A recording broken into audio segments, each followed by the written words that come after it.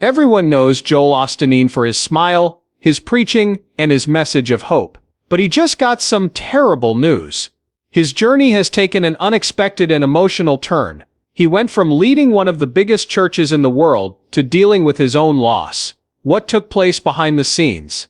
Also, why is everyone talking about him again all of a sudden? Wait until you hear the truth. It will shock you. One of the most famous preachers in the world is Joel Osteen. He has a huge following around the world thanks to his positive, uplifting words and TV sermons. He is the leader of Lakewood Church in Houston, Texas. Millions of people watch Osteen every week, and his books are bestsellers. He has become a sign of hope and faith for many. His lesson is often about how powerful faith is, how to grow as a person, and how to stay strong when things get tough. His calm attitude, positive tone and big smile have helped him stay out of trouble with the public for most of his career. But in early 2024, Osteen's name started to be talked about for reasons that had nothing to do with his normal message of hope. There was a very bad thing that happened at Lakewood Church on February 11, 2024. On that Sunday afternoon, families were gathering at Lakewood Church when a woman named Janessa Moreno walked in with her young son and an AR-15 gun. Authorities haven't said for sure what the attack was meant to do, but Moreno opened fire inside the church without notice, making the people there scared and confused. While the attack was going on, she shot her own 7-year-old son, seriously hurting him. He was taken to the hospital right away with serious brain damage and is still in critical condition. During the shooting, another man in the group was hurt. 2 off-duty police officers who were working as security at the church acted quickly to stop Moreno before he could do more damage. They got close to the shooter and shot and killed her, ending the scary scene. The event shook the Lakewood Church community to its core. There are still a lot of questions about the case that detectives are trying to answer. It's still not clear why the woman did what she did, and authorities haven't said for sure if there were any bigger reasons. Still, one thing is for sure. For Joel Osteen and the church he has led for many years, this was a very tough moment. He is used to being in the public eye, but this time it was because of a painful event that put the values he preaches to the test. After what happened, Joel Osteen felt he had to do something to help his community get back together during a very hard time. Find out how he decided to comfort his people and lead them with faith and kindness through the storm. A week after what happened on February 11th, Lakewood Church held a special meeting that was all about healing. It wasn't a normal Sunday get-together. This time the goal was clear: to comfort the families of the victims, help those who were hurt, and send a word that faith is stronger than fear. Joel Osteen stood in front of the crowd, not as a famous pastor but as a leader trying to help his people get through their loss. His message was mostly about hope, and he reminded everyone that faith can be a source of power, even when things look bad. The event had effects that went far beyond the church doors. The young boy who was hurt is still feeling the most painful effects. He is still in serious condition, and will have a hard time getting better for a long time. People all over the country are very sorry about his health, and are worried about him. His family has been through a lot of trauma, and they are now the center of support efforts in Houston and around the world. The people who live near Lakewood Church also felt the mental weight. A lot of people were truly upset because they saw something they never thought they'd see in a peaceful place. The tragedy had an effect on people all over the world. Lakewood Church is known all over the world, and a lot of people from different faiths go there.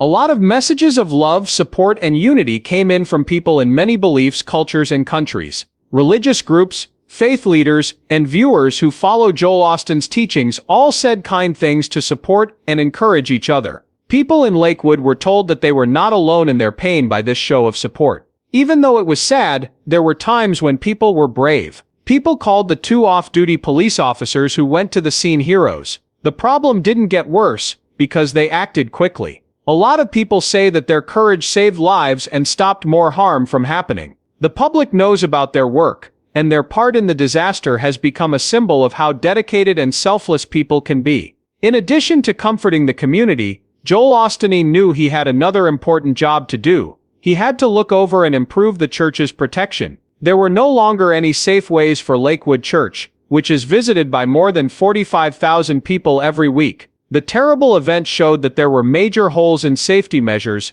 and it was clear that changes had to be made right away. The event brought up questions that went beyond the acts of a single person. The woman involved, Janesse Moreno, had a history of insanity. Even though she had a mental illness, she was still legally able to get guns. This has caused people all over the country to talk about mental health, gun access, and systems of control that are meant to stop these kinds of things from happening. Many people are now wondering how someone with a known mental illness could get around the protections that are already in place. It has become a very scary example of how the law and medical systems cannot talk to each other properly. Right away, the most important thing for Joel Osteen and Lakewood Church became making sure that something like this would never happen again. In the days that followed the event, church leaders went over all of their safety procedures again. Lakewood already had off-duty police officers there once a week for security, but the size of the incident showed that more thorough steps were needed for a place that gets so much attention from the public. Osteen re-evaluated high-risk places on the church campus with the help of local police and private security experts. One of the first things that was done was to have more trained security guards at meetings and other events. Not only were there police officers among the new members,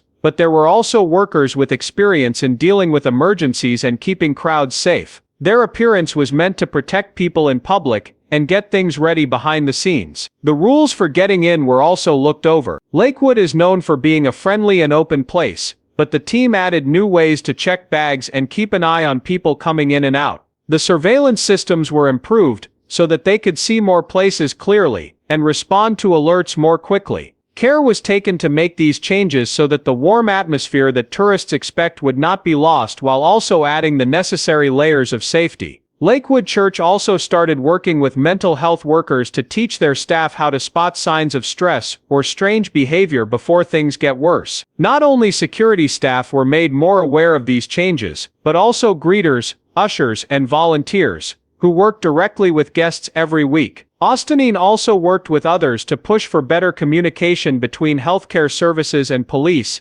about people who are at high risk. Osteen knew that his platform has power, even though the church can't change national policy. By openly calling for better system checks and better ways to report problems, he added his voice to the growing call for smarter ways to stop them. In addition to his work at church and in the community, Joel Osteen also has a family and personal life. And lately, that part of his life has been under more and more stress. Behind the scenes, his personal life has been full of surprises, including hard times and even sad news. Let us take a closer look at what he's been going through behind closed doors. Behind the scenes, Joel Osteen is a husband, father, and family man. He is best known for running one of the biggest churches in the world. His family lives in Houston, Texas.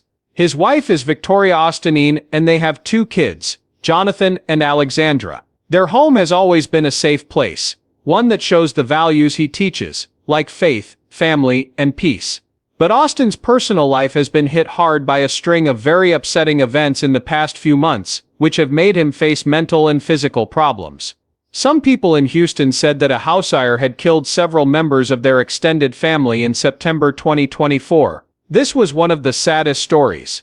Early stories from online sources said that the victims were a niece and a cousin. His fans were sad when they saw the news quickly spread on social media, but major newspapers in the area, like the Houston Chronicle, did not confirm the tale.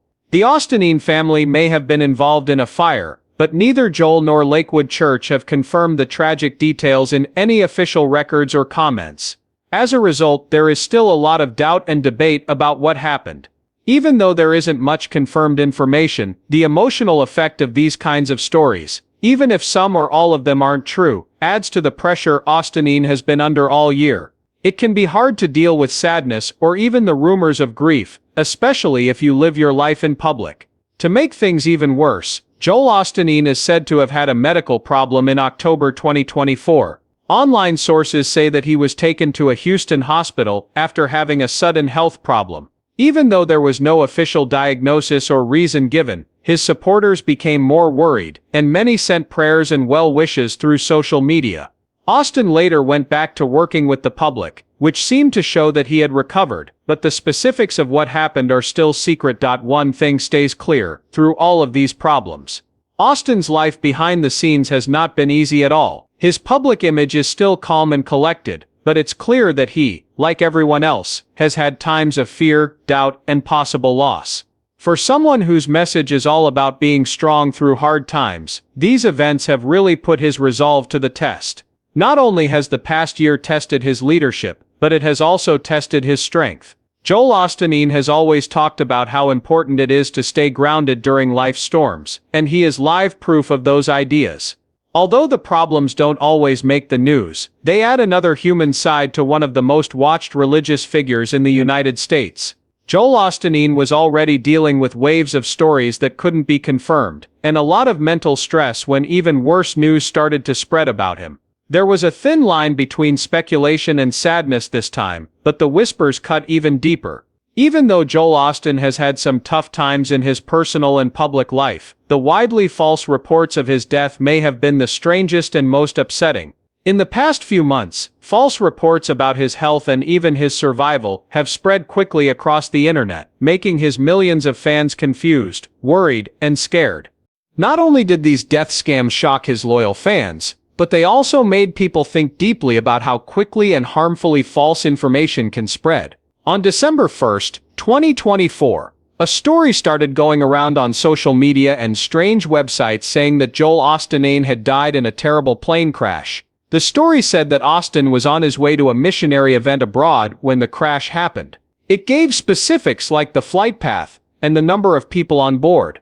It even cited what it said was a statement from law enforcement. People all over the world lost one of their most important religious leaders, and the news quickly spread. But just hours after the story came out, it was clear that the report was completely false. The story was quickly checked by major news organizations like the Associated Press, and they found out it was completely false.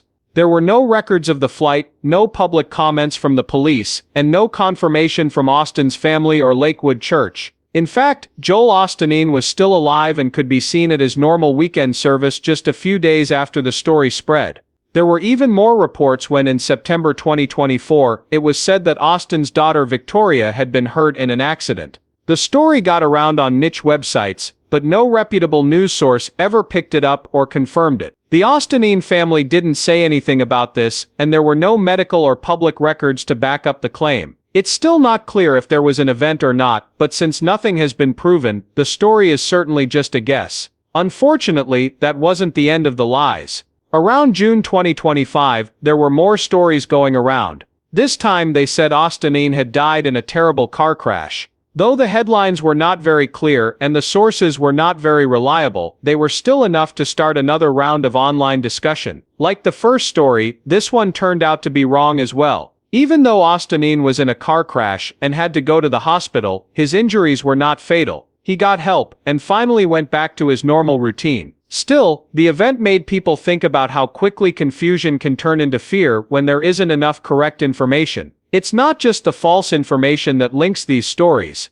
it's also how it can hurt people, both the person spreading it and the people who hear it. Being the target of false death reports is not only upsetting for Joel Osteen, a spiritual leader who is known for keeping people calm when things go wrong, but it could also take his attention away from the work he is doing to help millions of people through their own problems. Joel Osteen seemed to be stuck in a never-ending web of fake news and stories up until now. But then he was hit by another tragedy. It wasn't a scam this time, it was real, painful, and hard to ignore. In June 2025, Joel Osteen was in the middle of a real and painful disaster that had been following his family around for almost 20 years. In this case, they brought up a murder case that had been opened again, involving his 84-year-old great-aunt Johnny Daniel. Johnny's death in 2006, which had never been solved, had been a painful scar on the family's past. Now that police are back in the case, it is being looked at very closely again. This has caused both emotional turmoil and tough questions. The case began in 2006 when Johnny Daniel, a longtime Houston resident and cousin of Joel Osteen, was found dead in a strange way. Because she was 84 years old, the event was even more upsetting.